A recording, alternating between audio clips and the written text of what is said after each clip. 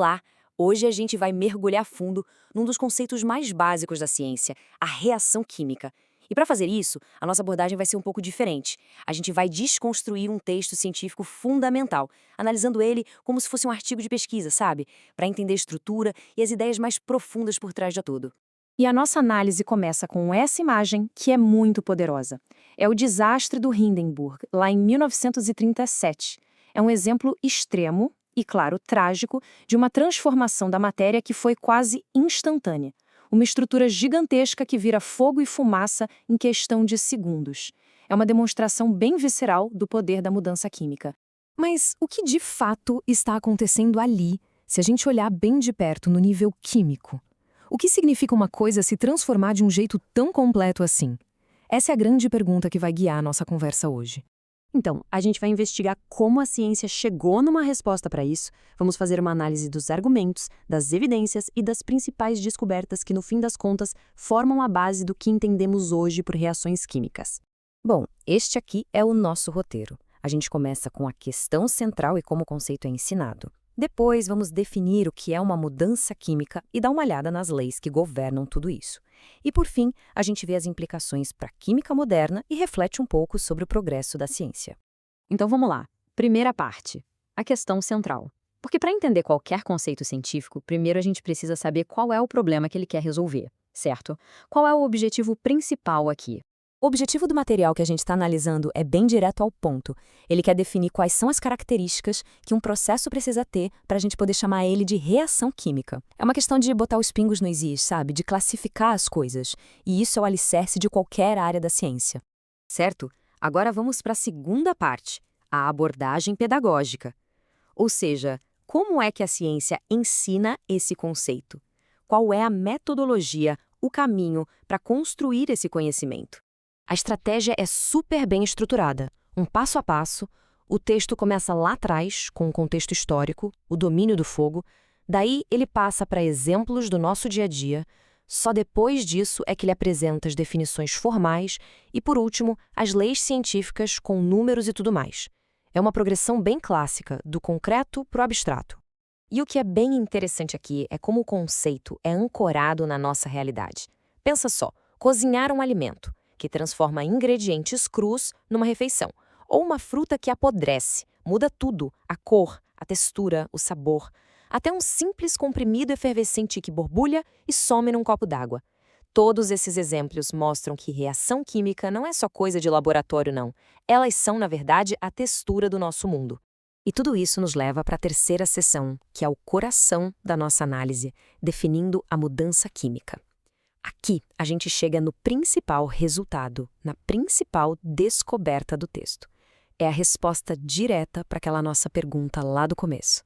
E essa comparação ilustra a diferença de um jeito brilhante. Se a gente rasga um papel, é uma mudança física. A substância, o papel, continua ali, só que em pedaços menores.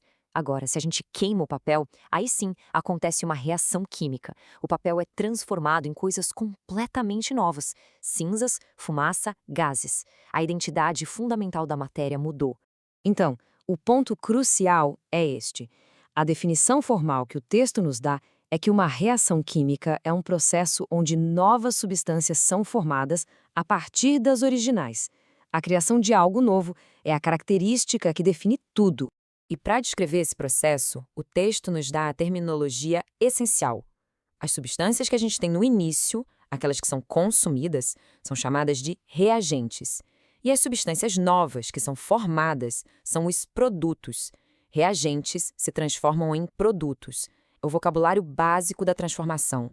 Ok, vamos para a quarta parte, as leis da matéria. E olha, esse é um ponto de virada fundamental na história da química e no argumento do texto. É aqui que a gente para de só observar e começa a medir. A gente passa da observação qualitativa para a evidência quantitativa. E aqui a gente conhece Antoine Lavoisier. O que fez dele um revolucionário foi a sua insistência em medições precisas. Essa balança não é só uma ferramenta. Ela simboliza a transformação da química de uma arte para uma ciência quantitativa. Ele não só observava as coisas acontecerem, ele media. E foram as medições dele que levaram a um dos princípios mais famosos da ciência que muita gente atribui a ele, Na natureza, nada se cria, nada se perde, tudo se transforma. E isso não é só uma frase filosófica bonita, é uma afirmação quantitativa sobre a conservação da matéria. E isso é formalizado na lei da conservação da massa. Ela diz que num sistema fechado, e essa parte é crucial para que nada escape, como a fumaça, a massa total do que a gente tem no começo, os reagentes, é exatamente igual à massa total do que a gente tem no final, os produtos. A matéria não some, ela só se reorganiza. E a ciência avança assim, né? Construindo em cima do que já foi feito. Depois de Lavoisier, o trabalho de outro cientista, Joseph Prost, revelou outra regra fundamental. É exatamente isso, um pesquisador se apoiando nos ombros dos que vieram antes. Agora, dá uma olhada nesta tabela. Ela mostra os dados que sustentam essa próxima lei. Veja os números da decomposição da água. Não importa se a gente começa com 9, 18 ou 27 gramas de água, a proporção de massa de hidrogênio para oxigênio é sempre a mesma, 1 para 8. Essa é a lei das proporções constantes de Proust em ação. Uma substância pura sempre tem a mesma composição em massa.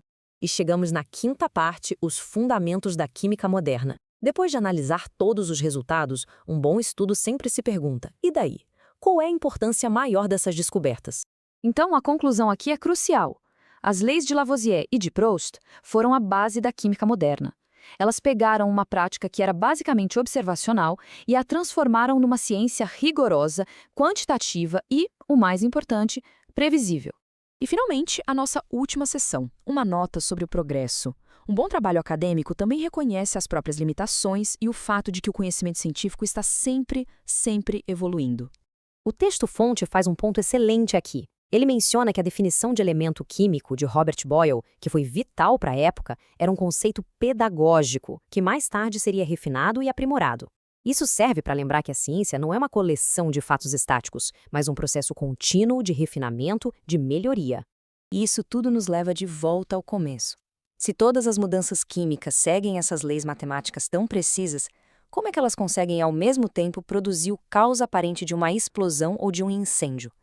Essa ordem por baixo dos panos e o caos que a gente vê, é aí que talvez more a beleza e toda a complexidade da química.